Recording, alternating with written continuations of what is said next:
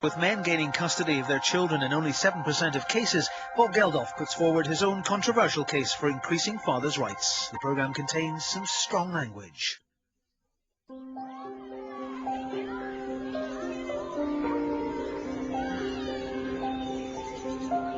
Battersea Park, Sunday lunchtime.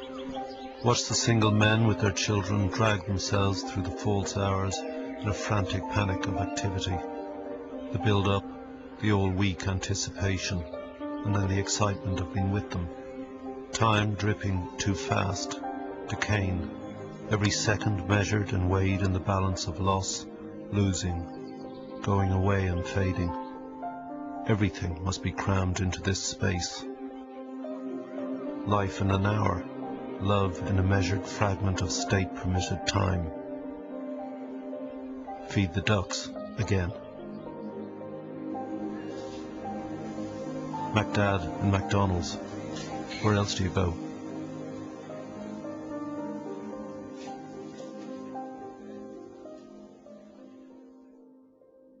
When my wife left me almost 10 years ago now, I was bereft. I had loved her, and now love had gone. And while at the time I didn't understand what was happening, one has to accept it. What bewildered me and made me grief-stricken was that not just she, but my entire family went away from me. So why were my children gone?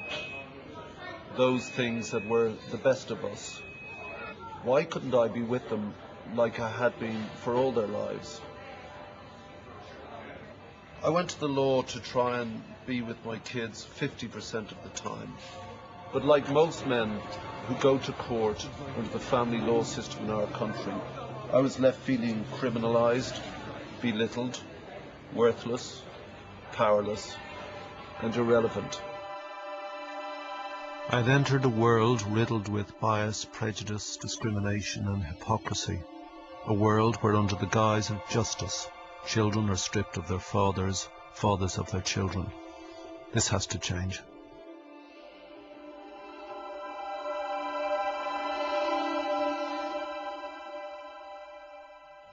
Going into the court, literally opening the door, a well-meaning clerk passed me by and he tapped me on the shoulder. He said, "Good luck, Bob." And I said, "Yeah, thanks, mate." And he said, "Listen, can I give you a bit of advice?" And I said, "Yeah, please." And he said, "Whatever you do, don't say you love your children." I was taken aback. That was the sole defense I had, if defense is the correct word. And I said, "Why not?" And he said, "Well, the court think it's extreme if a man articulates his love for his child."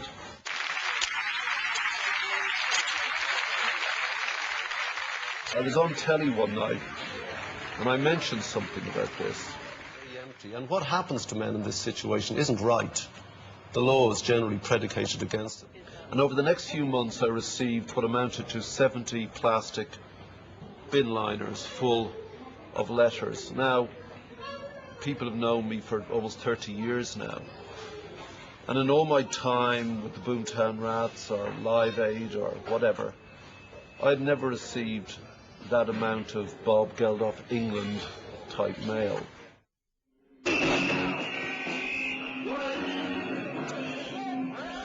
I had no idea there were so many of us out there destroyed by this system. I'd unknowingly struck a chord with tens of thousands of fathers, grandparents, partners, all of them robbed of their children.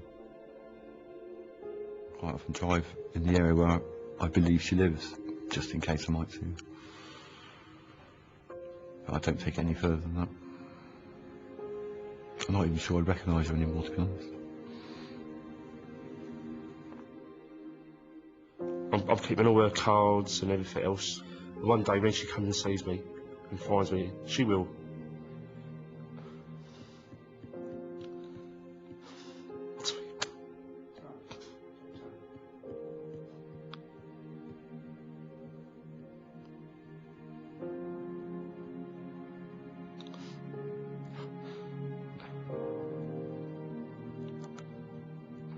I'm going to say, yeah, That's what I've done for you.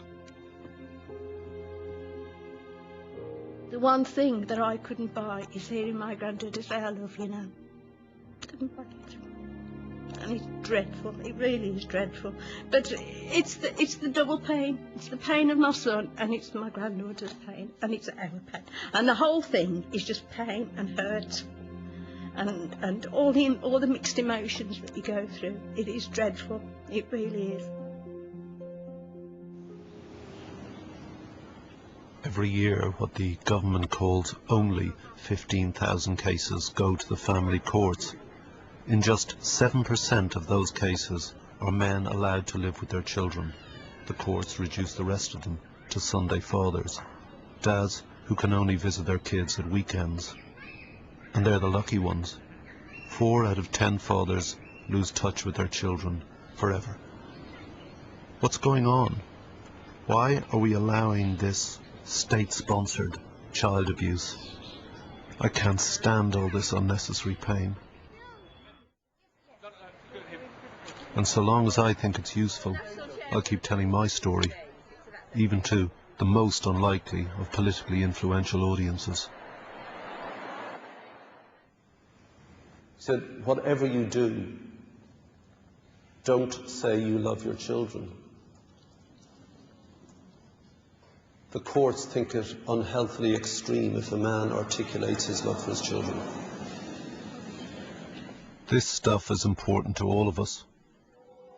1 in 4 of all children now live in one-parent homes. Educational standard amongst children of divorced couples are at an all-time low. Children who grow up without fathers are 5 times more likely to be unemployed and 3 times as likely to get involved in crime. 80% of all social housing is for single-parent families, and family breakdown costs the taxpayer at least £15 billion per year. These are the social and economic values of fatherhood.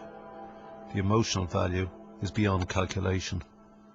I'm not a TV presenter, I'm not a journalist, I'm certainly no legal expert, and family law is not my field of expertise, but it is certainly my field of experience. We've all had enough. Fathers take to the streets, they climb cranes and resort to ever more extraordinary means to bring attention to their plight. Even the Prime Minister and Buckingham Palace were targeted. The frustration boils over, and membership of the many support and campaign groups is growing by the day. Why are you doing it? I do it because of a fundamental motivation out of the injustice of my experience at the hands of the family courts, and I'm doing it for my 2 children.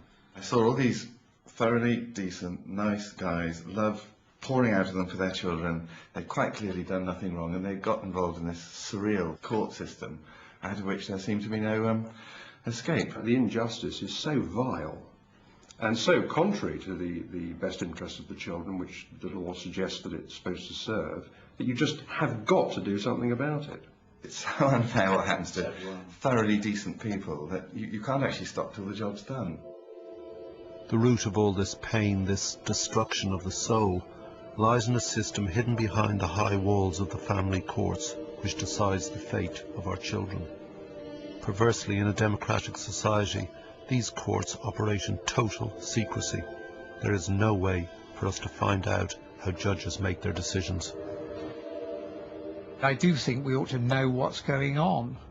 That is one of my hobby horses. I think the family court is far too secret. But it seems to be this absolute reactionary force, the family courts. Not one will speak to us. Not one will speak to us. Not one. We've asked them all. Not a single member, not out of the services, social services, not out of the experts, not one. This is a nonsense.